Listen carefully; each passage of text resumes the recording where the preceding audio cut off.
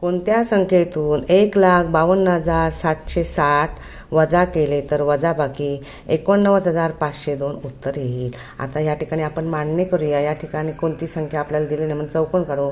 वजा 1,52,760 हे वजा करायचे आहेत, मग उत्तर येणार 89,502। आता ज्यावेळी वजाबाकी करायची असते तेव्हा वजाबाकीच्या उलट क्रिया बेरीज असते।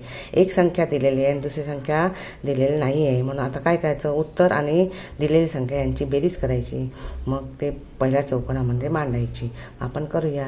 1,52,760 अधिक 89,502।